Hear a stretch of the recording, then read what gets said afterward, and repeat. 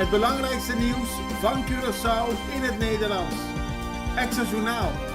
Vers van de pers. Welkom bij Extra Journaal. Fijn dat u weer kijkt. We hebben het belangrijkste nieuws voor u op een rij gezet. En we beginnen met het bericht dat verzekeraars duidelijkheid willen over verplicht pensioen.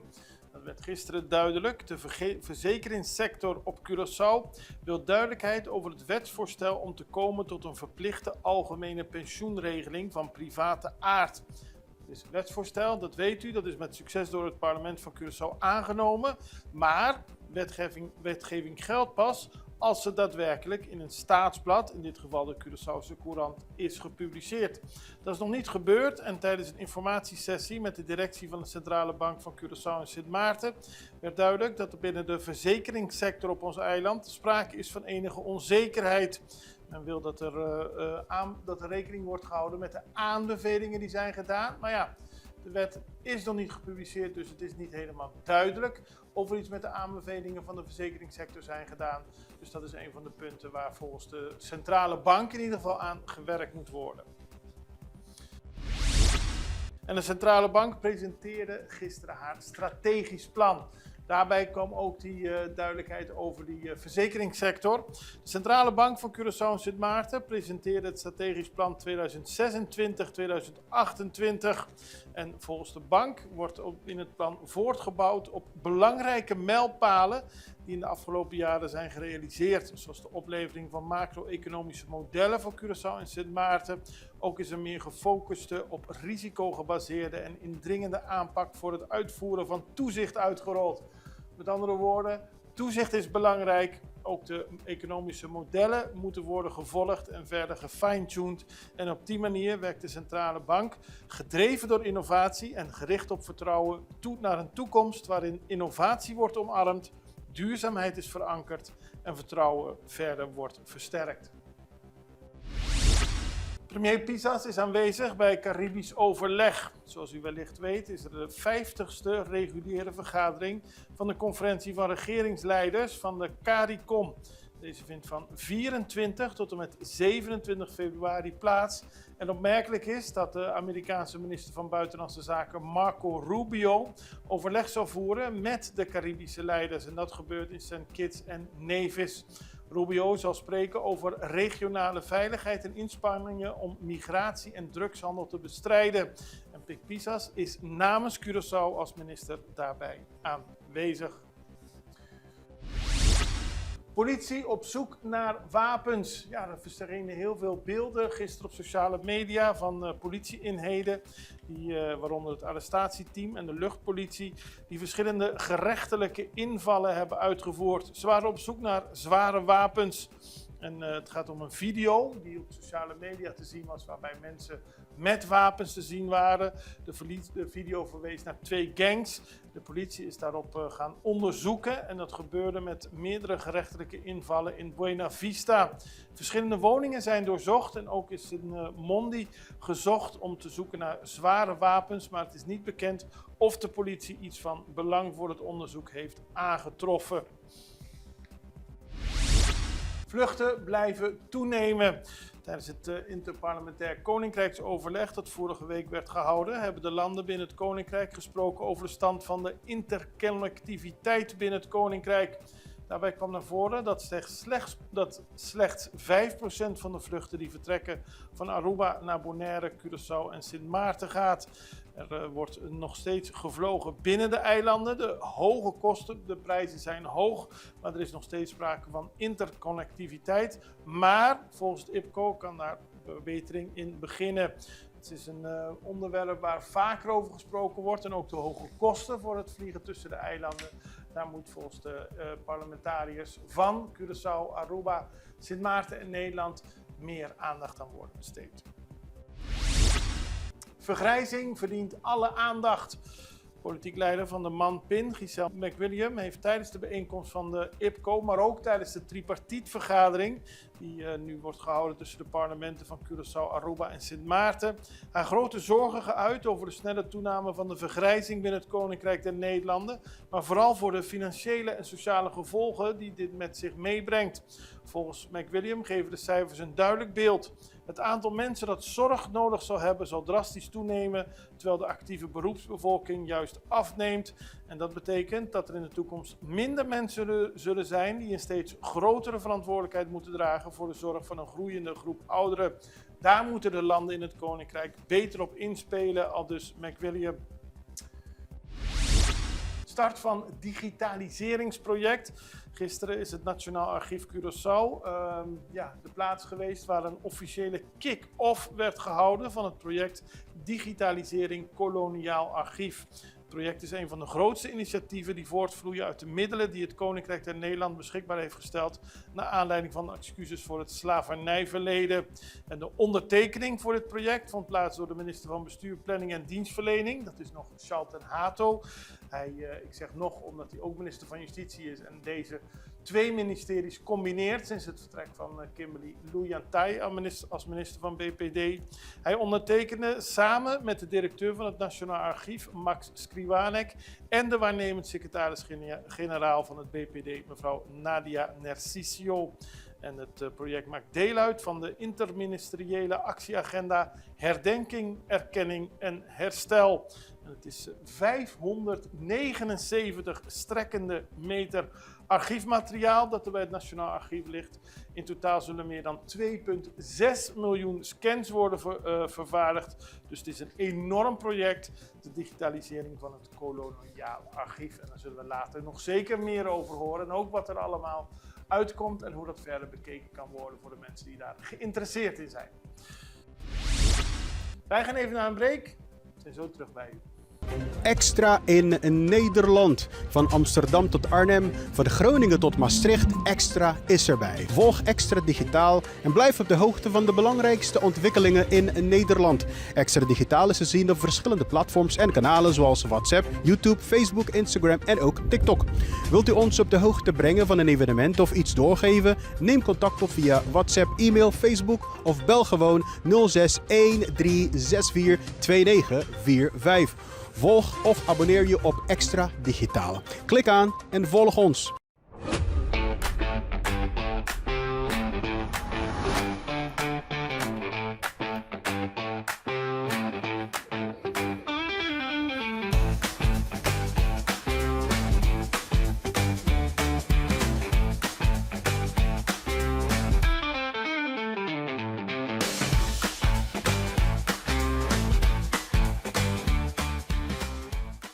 We beginnen op Aruba, want daar heeft het Openbaar Ministerie een eis van een voorwaardelijke straf laten horen in de zaak van de dood van Eden Lanoy.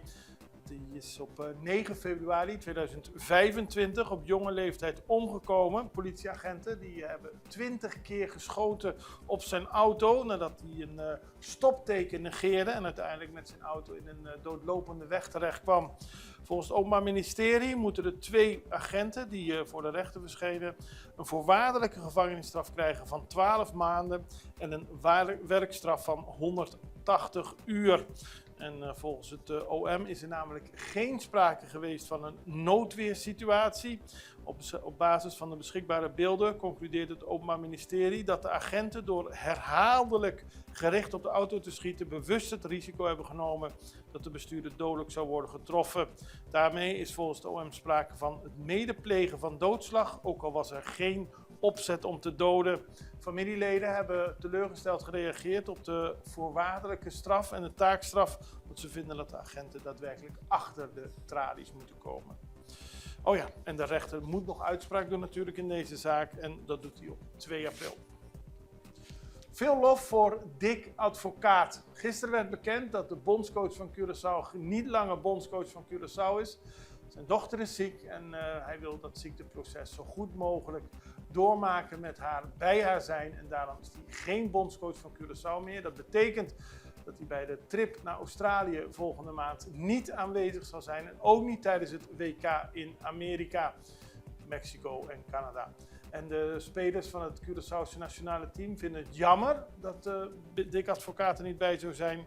Maar ze geloven wel dat hij de juiste keus maakt. Zo schreef Leandro Bacuna dat hij dankbaar is voor wat Dick Advocaat voor de nationale voetbalploeg van Curaçao heeft gedaan. U heeft ons op de kaart gezet en ons laten geloven in onszelf. U hebt geschiedenis geschreven met Curaçao. De kwalificatie is het resultaat van visie, discipline en geloof. En dat zijn mooie woorden. De nieuwe bondscoach is Fred Rutte en hij is dus de opvolger van Advocaat. Dan hebben we een interview met dokter Odette van Brummen-Girigori. We hadden het gisteren in de uitzending er al over. Afgelopen vrijdag was er een conferentie Agressie en Persoonlijkheid. Die vond plaats op de Universiteit van Curaçao en werd georganiseerd door de Foundation Fair Educational Chance. En dokter van Brummen-Girigori legt uit wat er is besproken. Dr. Odette van Brummen-Girigori, afgelopen vrijdag was de conferentie Agressie en Persoonlijkheid. Werd gehouden op de universiteit. Het is georganiseerd door de Foundation Fair Educational Chance. We hadden het er al eerder dit jaar over dat het zou komen. Het is nu geweest, het is achter de rug. Hoe is het gegaan? Nou, het is heel goed gegaan. Ik ben super blij wel dat het achter de rug is. Want het was best wel heel veel organiseren natuurlijk. Maar het was gewoon echt goed bezorgd. We hebben heel veel informatie kunnen uitwisselen met het publiek. We hebben gewoon de resultaten kunnen presenteren omtrent ons onderzoek vooral over agressie. Ja. We hebben ook even stilgestaan over pesten weer. En we hebben gewoon echt wat aanbevelingen gegeven. De psychologische modellen die ten grondslag liggen. Hoe komt het, wat zorgt het dat men overgaat tot pesten, tot agressie enzovoort. Dus er is heel veel aandacht aan besteed. En we hebben natuurlijk ook gesproken over de aanbevelingen. En we hebben ook een booklet uitgebracht. Dat is deze. Mm-hmm. Zowel in het Nederlands als in papiamento. Goed zo. Dus voor de liefhebbers, ze kunnen zelf kiezen welke ze fijner vinden. En hierin staan gewoon hele praktische tips voor de leerkracht en de welzijnswerkers. Tips voor de ouders van de pesters en die zich schuldig maken aan agressie. Van hoe ga je als ouder om met je kind. En tips voor de slachtoffer, want die moet ook aandacht krijgen natuurlijk. En de dader, wat kan je aan doen om het gedrag wat negatief is te minimaliseren. Het is heel belangrijk, het is ook een heel belangrijk onderwerp. Het stond maandagochtend ook al op de voorpagina van de Extra.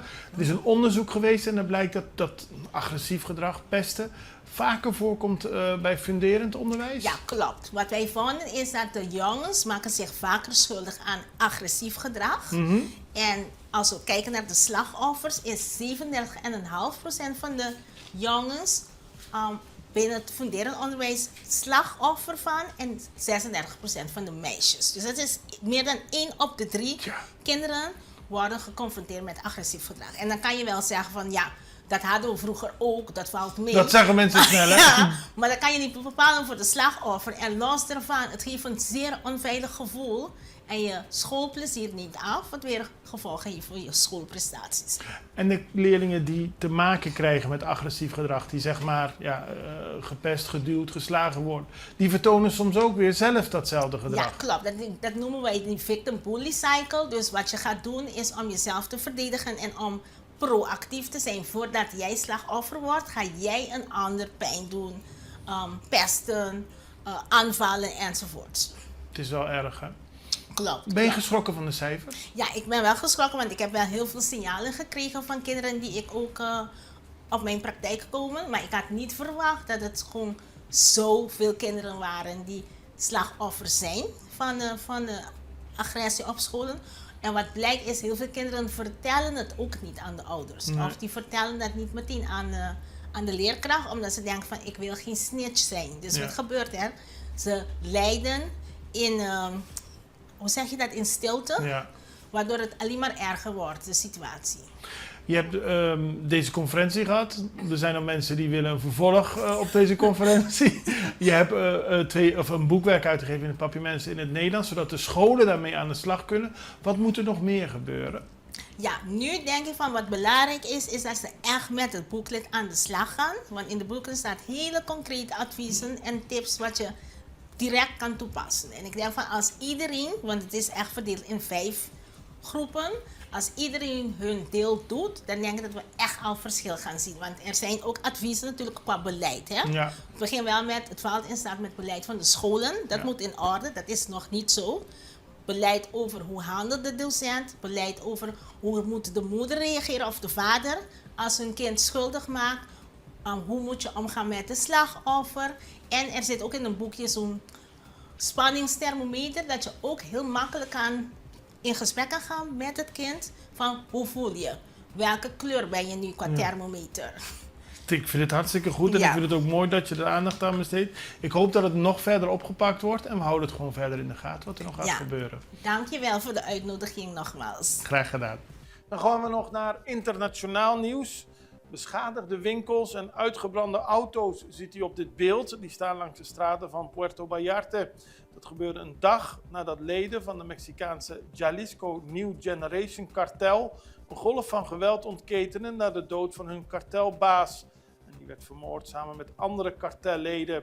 Mexico heeft inmiddels 10.000 militairen ingezet om de gewelddadige confrontaties te bedwingen. Die zijn uitgebroken. El Mencho, dat was de leider van de Jalisco New Generation kartel, raakte gewond bij een vuurgevecht met soldaten in de plaats Tapalpa. En hij overleed terwijl hij per helikopter naar Mexico-stad werd gevlogen. Het nieuws van zijn dood leidde tot uitbarstingen van geweld. Kartelleden blokkeerden wegen in 20 staten en staken voertuigen en bedrijven in brand. Een enorme geweldsexplosie in Mexico die zeker zijn gevolgen zal hebben. Veel reizen zijn afgezegd of konden niet doorgaan. Toeristen zijn het land uitgevlucht. En Mexico is in staat van opperste paraatheid met het inzetten van 10.000 militairen. Hierbij zijn we aan het einde gekomen van Extra Journaal. We zijn er morgen weer en ik hoop u ook. Allerbeste, tot ziens. Dag.